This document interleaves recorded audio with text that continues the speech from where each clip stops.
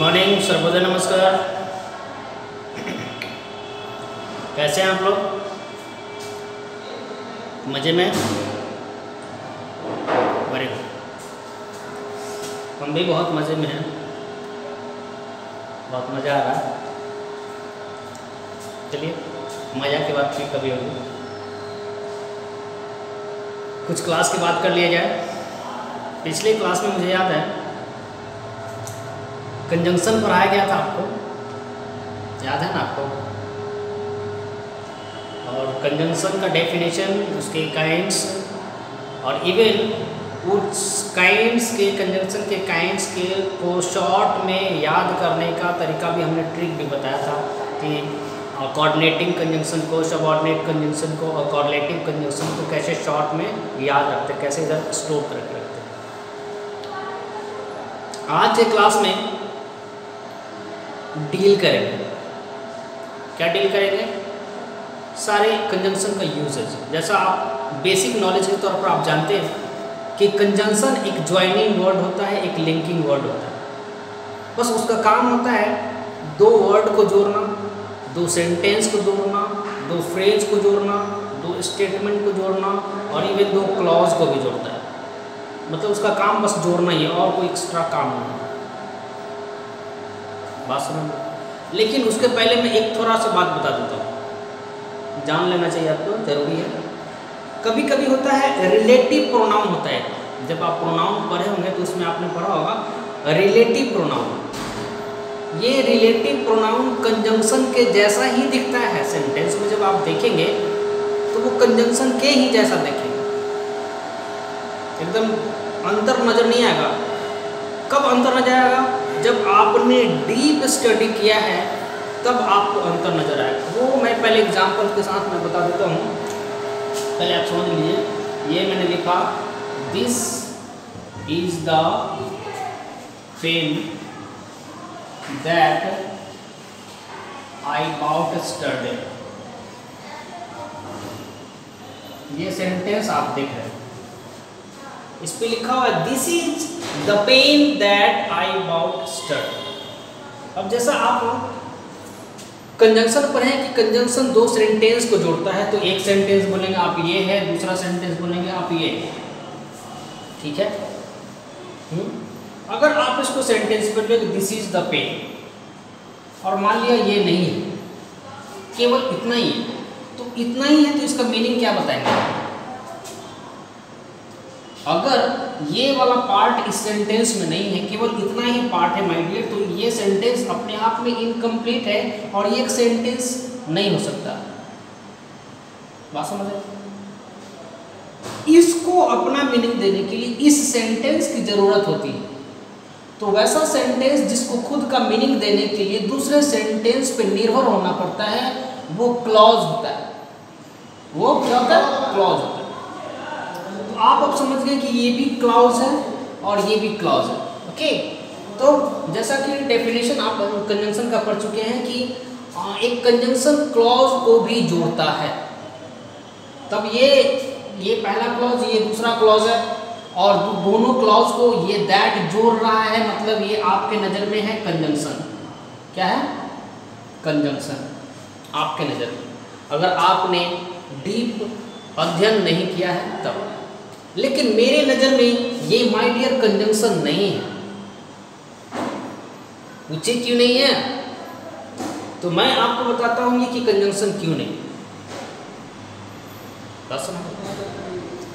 ये है एक्चुअली में रिलेटिव प्रोनाउन। आप पिछला वीडियो देखेंगे प्रोनाउन वाली, तो उसमें आपको पता चलेगा वहाँ पे ये है आपका रिलेटिव प्रोनाउन।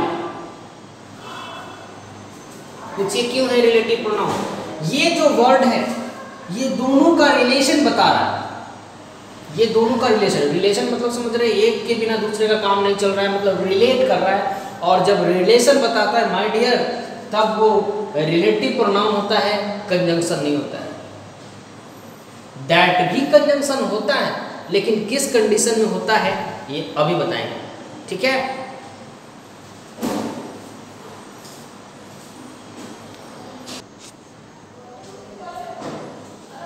चलिए आज इस क्लास में कोऑर्डिनेट कंजंक्शन पढ़ते हैं।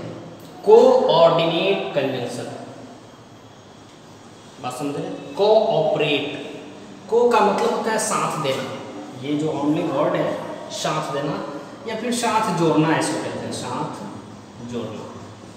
ठीक है, अब इसका जो हमने लिखा है ये बताता है कोऑर्डिनेटिंग कंजंक्शन एक्चुअली में हमें बताता क्या है, तो ये बताता है कि it joins same rank of structure. आपको याद होगा हमने पिछले क्लास में आपको बताया, शायद याद हो आपको, उसने बताया था कि कोऑर्डिनेटिंग कंजंक्शन सेम कैटेगरी के सेम रैंक को सेम स्ट्रक्चर को जोड़ने का काम करता है। मतलब जिस कंजंक्शन से दो वर्ड या दो फ्रेज या दो सेंटेंस या दो स्टेटमेंट जुड़े हुए हैं वो दोनों तरफ पैरेलल हो, दोनों तरफ बैलेंस हो, दोनों तरफ पैरेलल, दोनों तरफ बैलेंस। समझते हैं ना? जब आपको याद दिलाते हैं, आपको हमने यहाँ पे लिखा था नाउन को नाउन से जोड़ता है, प्रोनाउन को प्रोनाउन से जोड़ता है, एक सेंटेंस को दूसरे सेंटेंस से जोड़ता है, एक क्लाउज को दूसरे क्लाउज से जोड़ता है। मतलब इधर क्लाउज है तो इधर भी क्लाउज ही होना चाहिए, ऐसा नहीं कि इधर नाउन है और इधर क्लाउज है, ऐसा नहीं होगा। इसीलिए हमने बताया दोनों तरफ सेम स्ट्रक्चर होना चाहिए, सेम पैरेलल होना चाहिए। बात समझ रहे हैं? तभी वो कोऑर्डिनेटिंग कंजंक्शन होगा। क्लियर? चलिए अब आगे बात करेंगे। तो आप पाते हैं कि आपके बोर्ड पे कुछ सेंटेंसेस लिखे हुए हैं, उस सेंटेंसेस का क्या मतलब होता है। तो माय डियर, जब कोऑर्डिनेटिंग कंजंक्शन होते हैं उसको हमने क्या किया, चार भागों में बांट दिया। ABCD चार भागों में डिवाइड कर दिया। अब चार भागों में डिवाइड कर दिया है तो पहले भाग को हमने लिखा क्यूमुलेटिव कंजंक्शन, हमने कंजंक्शन नहीं लिखा है, क्यूमुलेटिव कंजंक्शन। दूसरा एडवर्सेटिव कंजंक्शन, तीसरा अल्टरनेटिव कंजंक्शन और चौथा रिलेटिव कंजंक्शन। अब इन चारों कंजंक्शन का क्या यूज है, इन और इनटू या इनसाइड कोऑर्डिनेटिव कंजंक्शन। तो क्यूमुलेटिव कंजंक्शन होता है my dear and, single one. Cumulative conjunction बस एक ही होता है जिसको हम एंड के नाम से जानते हैं, और वो क्या करता है, जोड़ने का काम करता है। किसको जोड़ेगा ये, दो नाउन को, दो प्रोनाउन को, दो सेंटेंस को, दो क्लॉज को। ठीक है, सेम रैंक का। बात समझ में आ रही है? जैसे यहाँ पे देख लीजिए राम एंड श्याम करते हैं, तो देखिए इधर भी नाउन और इधर भी नाउन, ये और जोड़ भी नाउन। ऐसा भी हो सकता है कि इधर प्रोनाउन हो और इधर नाउन हो, ऐसा भी हो सकता है। इधर नाउन हो और इधर प्रोनाउन हो, ऐसा भी हो सकता है। बात समझ रहे हैं? नाउन प्रोनाउन ऐसा हो सकता है। तो ये सेम स्ट्रक्चर है और सेम कैटेगरी को ये क्यूमुलेटिव कंजंक्शन एंड ऐड करने का काम है। बात समझ रहे हैं? और भी एग्जाम्पल देकर आगे बता देंगे, लेकिन इसके पहले ये सारा क्लियर कर लेते हैं। दूसरा जो आपको नजर आ रहा है एडवर्सेटिव कंजंक्शन। एडवर्सेटिव कंजंक्शन दो तरह के होते हैं माय डियर। सबसे पहले बट और येट। और बट और येट का यूज क्या है, बताता है कॉन्ट्रास्ट शो करता है। कॉन्ट्रास्ट समझते हैं? नहीं, एक दूसरे से अपोजिट समझते हैं। जैसे ऐसे लिखते हैं ब्लैक और इसका अपोजिट व्हाइट, ये अपोजिट शो करता है, डिफरेंस शो करता है।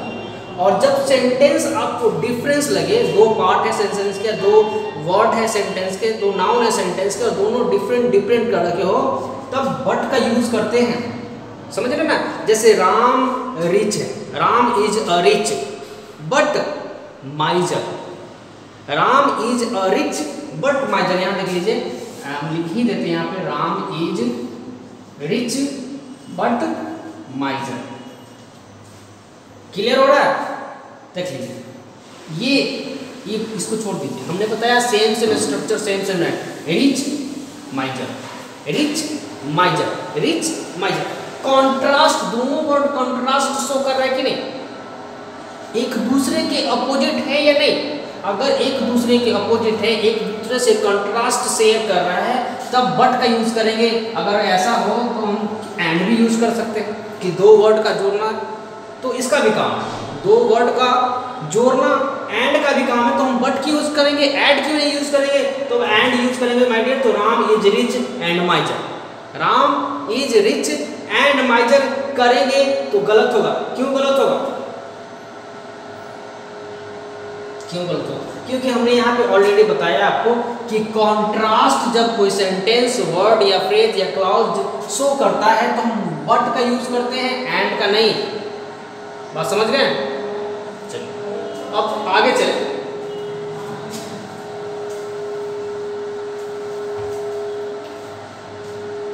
आगे में आएंगे ये third number alternative. Alternative conjunction में आपको पढ़ना होता है और नॉर। और मतलब ऑप्शन देता है, यहाँ पे हमने लिख दिया है ब्रैकेट में, ऑप्शन देता है या आपको विकल्प देता है। हिंदी में समझ लीजिए विकल्प। ऑप्शनल क्वेश्चन होता है ना आपके पास, optional question, objective type question, MCQ. एक क्वेश्चन होता है उसके 2 3 4 ऑप्शन होते हैं और उस ऑप्शन में से आपको चूज करना पड़ता है। देयर इज द सेम, आपको ऑप्शन मिलेगा और उसमें से आपको चूज करना है, तो फिर आप और का या फिर नॉर का यूज कर सकते हैं। कि जैसे हमने लास्ट क्लास में बताया था, इसी के कंजंक्शन के ही लास्ट क्लास में बताया था आपको कि मैं जाऊंगा या फिर मेरा भाई जाएगा। अगर दोनों जाएगा तो बोथ लिखते हैं, अगर दोनों में से कोई एक जाएगा तब और लिखते हैं। समझ रहे हैं? ऑप्शन मिला 2 है और दोनों में से कोई एक जाएगा तो ऑप्शन मिल गया, और ऑप्शन मिल गया तो और यूज करेंगे। ठीक है? हाँ, बात रहेगी नॉर की। तो नॉर में मैंने बताया था ईदर और नीदर, नीदर और नॉर। नीदर और नॉर में कोई ऑप्शन नहीं, मतलब 2 ऑप्शन है तो दोनों में से कोई नहीं जाएगा। दोनों घर में रहो बेटा, कोई मूवी देखने नहीं जाएगा, कोई क्रिकेट खेलने नहीं जाएगा, कोई टीवी नहीं देखेगा, दोनों में से कोई नहीं देखेगा, बस दोनों का दोनों पर आएगा। ऐसी मम्मी इंस्ट्रक्शन देती है घर पे। चलिए अब बात कर ले इलेटिव कंजंक्शन की। तो ये सो है ऑफ आर है, जो क्या करता है? रेफर करता है। रेफर मतलब समझते हैं ना, ट्रांसफर करना। समझ रहे हैं? राम से ट्रांसफर होकर श्याम के पास पहुंचा और श्याम से ट्रांसफर होकर घनश्याम के पास पहुंचा, रेफर हो गया। एग्जाम्पल बता देता हूं।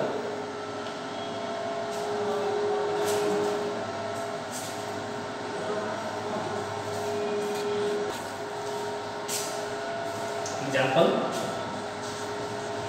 he was standing, नजर आ रहा है नीचे तक देखे, he was standing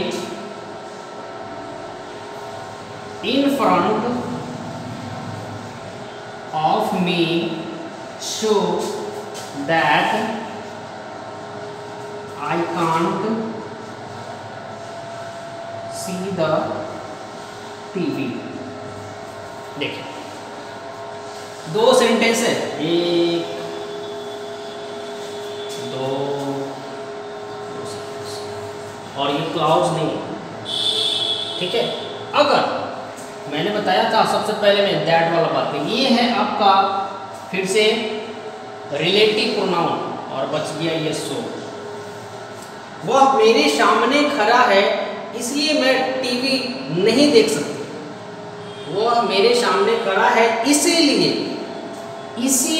मैं टीवी नहीं देख सकती। तो ये क्या किया? रेफर किया। किसको? ये टीवी नहीं देख सकती, किसको रेफर किया? उस इंसान को जो उसके बीच में टीवी और उसके बीच में खड़ा है। रेफर हो गया, देख लिया, ट्रांसफर हो गया। बात समझ गए? चलिए एग्जाम्पल और भी देता हूँ मैं आपको, सारा का एग्जाम्पल देता हूँ, बस वेट कीजिए 1 minute.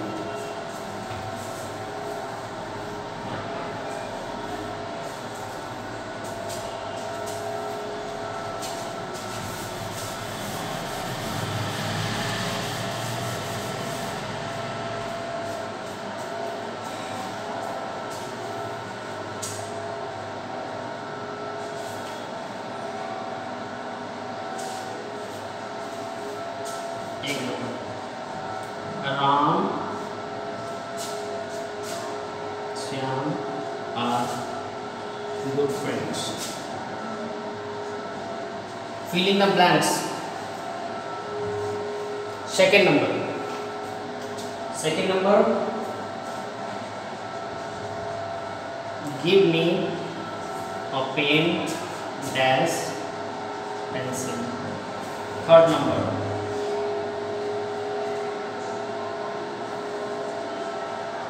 Ram is intelligent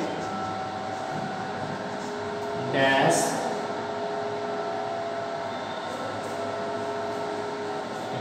intelligent है लेकिन अगली भी है।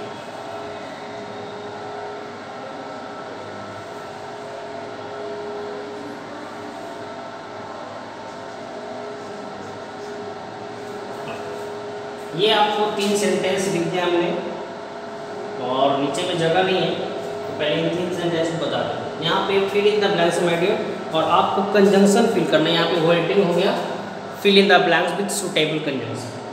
कंजंक्शन जब आपके एग्जाम में पूछा जाता है तो कभी कभी फिल इन द ब्लैंक्स में पूछा जाता है और कभी कभी कॉमन एरर में पूछा जाता है। तो common error fill in the blanks भरना आसान होता है, कॉमन एरर भरना आसान नहीं होता। कॉमन एरर को पहचानना मुश्किल होता है। वो कैसे होता है वो बताएंगे आपको, इसी क्लास में बताएंगे। पहले इसको जान लेते हैं। हमें भरना है कंजंक्शन और कंजंक्शन का रूल हमने ऑलरेडी यहाँ पे 4 पढ़ा है। कोऑर्डिनेटिंग कंजंक्शन तो ऑब्वियसली जो हमने नहीं पढ़ाया उससे क्वेश्चन नहीं करेंगे, जो पढ़ाया उससे क्वेश्चन करेंगे। हमने आपको पढ़ाया अभी कोऑर्डिनेटिंग कंजंक्शन और इसके 4 पार्ट और ये 4 पार्ट में टोटल है 7 और 7 का कहाँ यूज होता है ये पढ़ेगा। तो इसी 7 में से हमको चूज करना है, इसी 7 में 8वां में नहीं जाना। तो यहाँ पे लिखा राम एंड श्याम। राम एंड श्याम हमने बताया था कि सेम स्ट्रक्चर को, सेम रैंक ऑफ स्ट्रक्चर को ऐड करने के लिए कोऑर्डिनेटिंग कंजंक्शन यूज करते हैं। और यहाँ पे हमने लिखा था कनेक्ट और जोड़ते हैं। तो ये क्या कर रहा है, 2 सेम वर्ड है, 2 सेम वर्ड है, समझ रहे हैं। मतलब ये भी नाउन है और ये भी नाउन है और ये 2 नाउन को जोड़ने के लिए हमें एंड का यूज करना पड़ता है। बहुत आसान है। राम की जगह पे कुछ और बदल दीजिए, नाम बदल दीजिए, नाम ही बदल दीजिए, कोई दूसरा नाम डालिए। कोई जरूर नहीं कि इंसान का नाम हो, जानवर का नाम हो, पेंसिल का नाम हो, थिंग्स का नाम हो, हवा का नाम हो। बात समझ रहे हैं। कोई भी हमने बहुत आसानी से पहचान लिया कि यहाँ पे एंड हो जाएगा। दूसरा नंबर लिखा है give me a pen dash pencil. Give me a pen dash pencil. बात समझ रहे हैं। तो यहाँ पे देखिए ये और ये दोनों का दोनों नाउन है, दोनों का दोनों नाउन। तो आप कहेंगे कि ये दोनों का दोनों नाउन है, यहाँ दोनों तरफ नाउन है तो हमने एंड को फिल कर दिया। अब यहाँ भी दोनों के दोनों तरफ नाउन है तो एंड फिल कर दिया, ठीक है, एंड फिल कर दिया। लेकिन जब हमने यहाँ पे एंड फिल कर दिया तो जब एग्जामिनर कॉपी चेक करेगा तो यहाँ पे ये गलत हो जाएगा। पूछो क्यों गलत हो जाएगा, पूछो, पूछिए। तो आप यहाँ गौर फरमाएंगे। क्या गौर फरमाएंगे, ये जो पेन है इसके पहले आर्टिकल यूज है और ये जो पेंसिल है इसके पीछे कोई आर्टिकल नहीं, कोई आर्टिकल नहीं। तो अगर ये बच्चा ये जो सब्जेक्ट है ये दोनों चीज मांगा होता तो ये नहीं लिखता। ये मतलब एक चीज मांग रहा है, वो बात समझ रहे हैं। ए लगा दिया मतलब एक चीज मांग रहा है।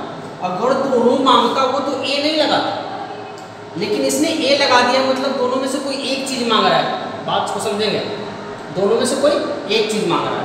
तो दोनों में से कोई एक चीज मांग रहा है तो ऑप्शन हो गया।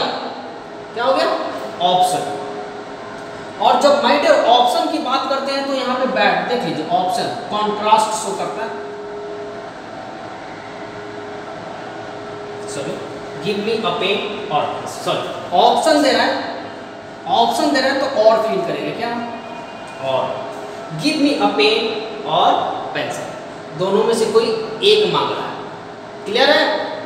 तीसरा नंबर यहाँ पे देखिए, राम इज इंटेलिजेंट डैश अगली। राम इज इंटेलिजेंट डैश अगली। अब यहाँ पे ये देख लीजिए, ये इंटेलिजेंट है और ये अगली है।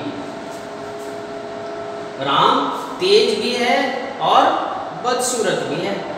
राम तेज भी है और बदसूरत भी है। मतलब ये राम में दोनों क्वालिटी है, राम में दोनों क्वालिटी है और दोनों का रैंक भी मिल रहा है। दोनों का रैंक, इंटेलिजेंट भी एडजेक्टिव है और अगली भी एडजेक्टिव है। बात समझ रहे हैं। और जब दोनों सेम रैंक का है तो एंड लिखेंगे। समझ रहे हैं। हाँ, और बट की बात, बट जब कॉन्ट्रास्ट अपोजिट डिफरेंस शो करता है तब लगाते हैं। बात समझ में आ रही है। चलिए इसको इरेज करते हैं।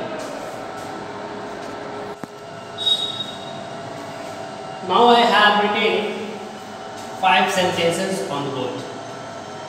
अब ये जो 5 सेंटेंसेस हमने बोर्ड पे लिखे हैं उसमें एक कंजंक्शन फिल करना है, fill in the blanks with conjunction, ठीक है, fill in the blanks with conjunction. लेकिन ये 5 नंबर जो सेंटेंस है इसमें कहीं भी कोई फिल इन द ब्लैंक्स नहीं है, और इस 5 नंबर में ब्लैंक्स नहीं तो कंजंक्शन लगाएंगे क्या, बाद में बताते हैं, पहले ऊपर का देखेंगे। देख लीजिए, आप कोऑर्डिनेटिंग कंजंक्शन पढ़ने और कोऑर्डिनेटिंग कंजंक्शन में क्या क्या पढ़ा था आपने, 4 ऑप्शन पढ़ा था, जिसमें सेम स्ट्रक्चर के लिए एंड यूज करना है, ऑप्शन के लिए बट यूज करना है, कॉन्ट्रास्ट के लिए ऑप्शन के लिए और यूज करना है, कॉन्ट्रास्ट के लिए बट यूज करना है, और फिर रेफरेंस के लिए शो और फॉर यूज करना है। तो यहाँ पे देख रहे हैं टॉम है और जेरी है, टॉम और जेरी, मतलब ये भी नाउन और ये भी noun, same rank of structure है, सेम रैंक ऑफ स्ट्रक्चर है, तो क्या बनेगा माय डियर, एंड क्या। फिर दूसरा देखिए, she is waiting for you near the temple under the tree, यहां भी ब्लैंक लगना छूट गया, she is waiting for you near the temple under the tree, ठीक है। अब यहां पे छूट गया है फिल इन द ब्लैंक्स, यहां अब वहां पे आपको क्या करना है, कंजंक्शन को यूज करना है, तो आपको फिर से सेम रैंक ऑफ स्ट्रक्चर मिलाना है, सेम रैंक ऑफ स्ट्रक्चर, तो आपने यहाँ सेम रैंक ऑफ स्ट्रक्चर मिला के बहुत आसानी से फिल कर लिया। अब यहाँ आपको फिल करना है तो सेम स्ट्रक्चर यहाँ ढूंढेंगे, ये सेम स्ट्रक्चर आपको देखना है, तो यहाँ देखेंगे टेम्पल है, यहाँ देखेंगे अंडर है, मतलब टेम्पल एक नाउन है और अंडर एक प्रीपोजिशन है, तो ये तो सेम रैंक हुआ नहीं हुआ, एक नाउन हो गया और एक प्रीपोजिशन हो गया, सेम रैंक है नहीं, और जब सेम रैंक है नहीं तो ये ऑप्शन भी नहीं है, रेफर भी नहीं कर रहा है, तो होगा क्या, तो सेंटेंस को जब गौर से देखेंगे तो पता चलेगा, यहां से नियर द टेम्पल और अंडर द टेम्पल दिख गया, नियर द टेम्पल और अंडर द टेम्पल, ये दोनों माय डियर क्या है, फ्रेज, ये भी फ्रेज। अब सेम स्ट्रक्चर हो गया, अब जब सेम स्ट्रक्चर हो गया तो क्या भरेंगे, बोलिए, बात समझ में आ गई। चलिए अब यहाँ पे 3 नंबर देखते हैं, I have stopped my car dash he did not, ये कह रहे हैं कि मैंने अपनी कार रोकी, उसने अपनी कार नहीं रोकी, मैंने अपनी कार रोकी और उसने अपनी कार नहीं रोकी, सेंस को समझेंगे, बात समझ रहे हैं, यहाँ रोकना है और यहाँ नहीं रोकना है, मतलब समझ में आ रही है,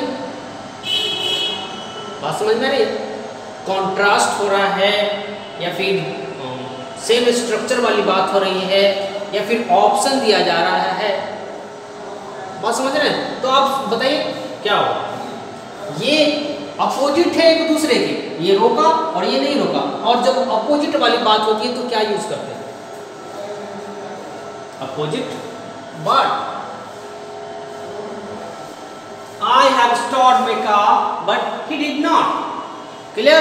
3rd number, 4th number, the man stepped on the road, एक आदमी रोड के ऊपर अपना पहला कदम रखा, and then he met with an accident। अब then को याद कीजिए, ये जो then नाम का वर्ड है ये क्या है, according to the grammar, according to the part of speech, ये then क्या है, then एक टाइम बताने वाला वर्ड है, कि जैसे ही वो रोड पे एक कदम रखा वैसे ही, देन मतलब वैसे ही एक्सीडेंट हो गया, वैसे ही मतलब एक टाइम डिनोटिंग वर्ड है देन, और टाइम डिनोटिंग वर्ड जब होता है तो उसको कहते हैं एडवर्ब, उसको क्या कहते हैं, एडवर्ब, मतलब वो कंजंक्शन नहीं है, क्लियर है। तब क्या करना है, हमें यहाँ पे कंजंक्शन फिरना है और दोनों तरफ पैरेलल देखना है, पैरेलल समझ रहे हैं ना, तो पैरेलल देखिए, ये एक सेंटेंस है और ये दूसरा सेंटेंस है, एक सेंटेंस है, जैसे ही उसने रोड पर कदम रखी वैसे ही उसके साथ एक्सीडेंट हो गया, तो सोचिए क्या फील होगा वहां पे,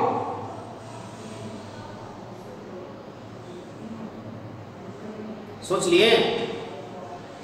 द मैन, जैसे ही उसने रोड पर कदम रखा और उसकी एक्सीडेंट हो तो एंड फील करेंगे। सेम स्ट्रक्चर है, subject verb object, subject verb object, clear है? सेम स्ट्रक्चर है, एंड फील करेंगे।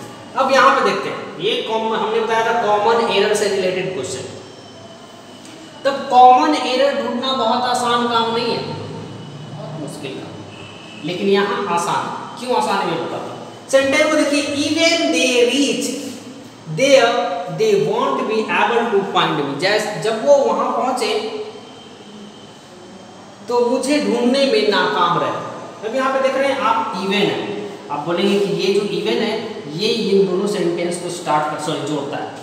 एक बात मैं बताना भूल गया था कि एक कंजंक्शन कोई जरूरी नहीं है कि सेंटेंस के बीच में आकर ही सेंटेंस को जोड़े, वो सेंटेंस के पहले भी आ जाता है, स्टार्टिंग में भी कंजंक्शन आ जाता है। तब जब मैंने ये बात बताई कि स्टार्टिंग में भी कंजंक्शन आ जाता है, तब आप बहुत आसानी से बोलेंगे कि ये कंजंक्शन है, लेकिन मैं बता दूं कि ये कंजंक्शन नहीं है। क्यों नहीं है? ये देखिए, इवन मतलब होता है इवन, ये हो गया आपका एडवर्ब। अकेला इवेंट, सिंगल इवेंट जो होता है, ये वाला इवेंट सिंगल हो, कहीं भी किसी भी सेंटेंस में सिंगल हो तो वो हमेशा एडवर्ब होगा, हमेशा एडवर्ब होगा। लेकिन इसके साथ कुछ और वर्ड जुड़े हुए हैं तब जाकर वो कंजंक्शन होता है। सिंगल में कभी भी इवेंट कंजंक्शन नहीं होता है, वो होता है एडवर्ब। लेकिन इवेंट के साथ कुछ ऐसे वर्ड जुड़े होते हैं जिसको जोड़ देते हैं, तब बनता है वो कंजंक्शन। मैं बताता हूँ, वो वाला वर्ड ऊपर में नजर नहीं आएगा, पहले बोर्ड में डालूं उसके बाद में बताता हूँ। मैं बता रहा था कि इवन अकेला जब यूज होता है तो एडवर्ब होता है, और इसके साथ कुछ वर्ड जुड़ के आते हैं तब वो कंजंक्शन होता है। कैसे होता है देखिए, इवन इवन इवन और फिर से इवन, ये सारा का सारा अभी सिंगल है और इसलिए पूरा का पूरा एडवर्ब है।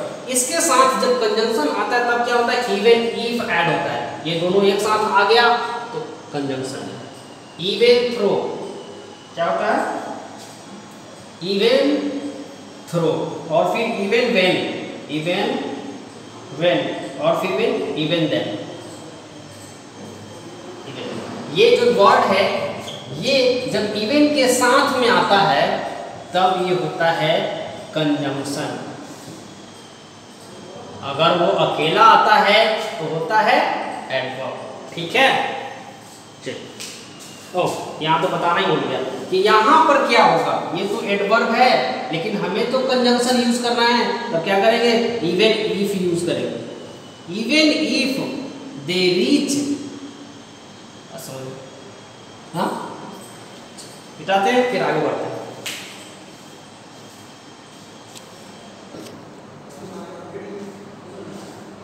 Now we talk about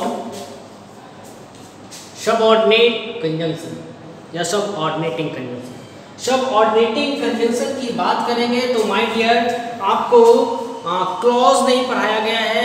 अगर आपने लास्ट क्लास में क्लॉज पढ़ा होगा तो आपको याद होगा, क्या याद होगा, क्लॉज के दो पार्ट होते हैं, सबऑर्डिनेट क्लॉज और मेन क्लॉज। मेन क्लॉज या सबऑर्डिनेट क्लॉज, मेन क्लॉज को इंडिपेंडेंट क्लॉज भी कहते हैं और सबऑर्डिनेट को डिपेंडेंट क्लॉज भी कहते हैं। तो जो क्लॉज आपने पढ़ा है लास्ट क्लास में उसी से रिलेटेड ये आपका सबऑर्डिनेटिंग कंजंक्शन होने वाला है। बात समझ रहे हैं? जैसे आप एग्जाम्पल के तौर पे मैं बता दूं, यहाँ पे एग्जाम्पल जो लिखते हैं, क्या लिखते हैं एग्जाम्पल में बता रहा हूँ,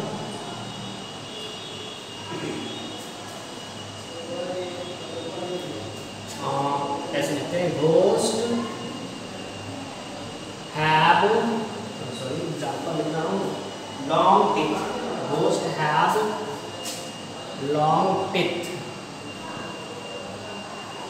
इज नॉट ट्रू। ये हमने एग्जाम्पल लिखी है।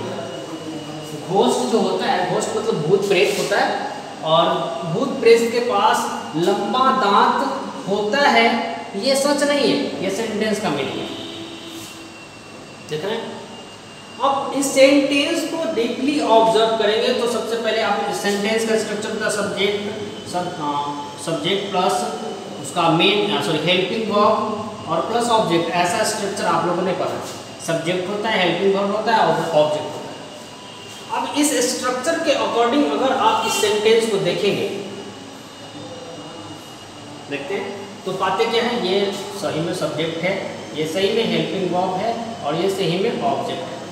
ओके, फिर यहाँ पे देखिए ये हेल्पिंग वर्ब है और ये ऑब्जेक्ट मान लीजिए, उसका सब्जेक्ट नहीं है, इसमें सब्जेक्ट नहीं है। मतलब ये है कि दो सेंटेंस को आपस में किसी कनेक्टर से जोड़ा गया है, इसीलिए यहाँ पे सब्जेक्ट नहीं है, तो यहाँ पे घोस्ट ही लिखना पड़ता। समझ रहे ना, ghost have long teeth, it is not true, sorry it is not true. अब ये दो सेंटेंस को आपस में किसी कंजंक्शन से ज्वाइन किया गया है, इसीलिए यहाँ पे इट का इस्तेमाल नहीं किया। तब आप क्या करेंगे, इस पूरे सेंटेंस में, पूरा सेंटेंस जो है एक ही सेंटेंस है, अभी जैसा आपको दिख रहा है ये पूरा का पूरा एक ही सेंटेंस है, राइट। अब ये है हेल्पिंग वर्ब, ये हेल्पिंग वर्ब और ये क्या है इसका स्ट्रक्चर, सॉरी पूरा का पूरा जो सेंटेंस है ये सब्जेक्ट हो गया। किसका सब्जेक्ट है ये पूरा, इसका, आप समझ रहे हैं। और ये जब सब्जेक्ट हो गया है तब ये आपका सब्जेक्ट, हेल्पिंग वर्ब और ऑब्जेक्ट है। अब समझ में आई बात, तब क्या करेंगे, ये दो सेंटेंस होने के बाद भी अभी तक कोई कनेक्टर, कोई कंजंक्शन यहाँ पे नहीं दिख रहा है। दिख रहा है तो बताइए, दिख रहा है क्या, नहीं दिख रहा, नहीं दिख रहा। तो है ये जो है एक सब्जेक्ट के रूप में, इतना लंबा सेंटेंस एक सब्जेक्ट नहीं होता, या तो एक स्टेटमेंट है या फिर ये एक क्लॉज है, या तो ये एक स्टेटमेंट है या फिर एक क्लॉज है। और क्लॉज जब है माय डियर, तो क्लॉज के पहले या क्लॉज के बाद कोई ना कोई ज्वाइनिंग वर्ड जरूर होता है, कोई ना कोई ज्वाइनिंग वर्ड होता है जिसको हम कंजंक्शन के नाम से जानते हैं। लेकिन आप यहाँ देखें ना, इसके पहले कोई ज्वाइनिंग वर्ड है, नहीं इसके बाद कोई ज्वाइनिंग वर्ड है, तब कैसे होगा। जब इस तरह के सेंटेंस को क्रिएट किया जाता है, इस तरह का सेंटेंस कॉमन एरर में पूछा जाता है, तब यहाँ पे यूज करते हैं हम यहाँ पे that ghost have long teeth is not true. इसको अगर दूसरी भाषा में लिखने के लिए बोला जाए, या हम लिखते हैं दूसरी भाषा में, तो कैसे लिखते हैं मैं बताता हूँ कैसे लिखते हैं इसको। ऐसे मान लिया, he said is not true, ऐसे लिखते हैं। जो उसने कहा, जो उसने कहा वो सत्य नहीं है, तो ऐसे भी लिख सकते हैं it is not true which he said। लिखने का या बोलने का अपना अपना तरीका है। it is not true which he said, जो उसने कहा वो सच नहीं है। सेम स्ट्रक्चर यहाँ भी आएगा, सेम स्ट्रक्चर आएगा। कैसे आएगा, it is not true that, देख लीजिए ये वाला दैट आया कि नहीं यहाँ पे, it is not true that ghosts have long teeth। अब ये पूरा का पूरा पार्ट यहाँ पर आ जाएगा। अब ये पूरा का पूरा पार्ट यहाँ पर आ जाएगा, तब बताइए सेंटेंस दो पार्ट में बट गया, और इस दो पार्ट को दैट से ऐड किया जा रहा है। और ये जो दो पार्ट है, तो ये एक क्लॉज है और ये दूसरा क्लॉज है, और दोनों का पैटर्न देख लीजिए आप, जैसे हमने सेम रैंक स्ट्रक्चर बताया था, इधर भी क्लॉज और इधर भी क्लॉज, और हमने कंजंक्शन से इसको ऐड भी कर दिया। बात समझ में आ रही है। दूसरा एग्जांपल देते हैं,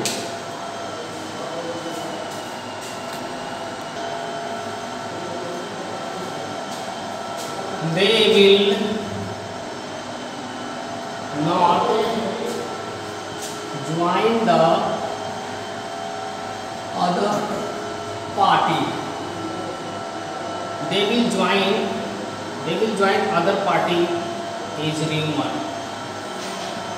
ये सेंटेंस आपको दिख रहा है, हमने मिटा दिया यहाँ पे।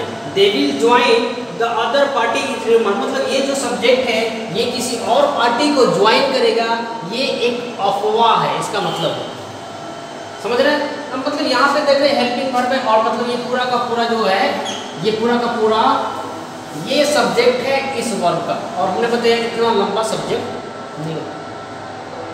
तब क्या करेंगे, फिर से यहाँ से इसको क्लाउज बनाते हैं, और क्लाउज बनाने के लिए यहाँ पे दैट यूज करते हैं, और जब किसी क्लाउज के पहले या बाद में स्ट्रक्चर में दैट जुड़ गया है तो वो हो गया कंजंक्शन। क्या हो गया?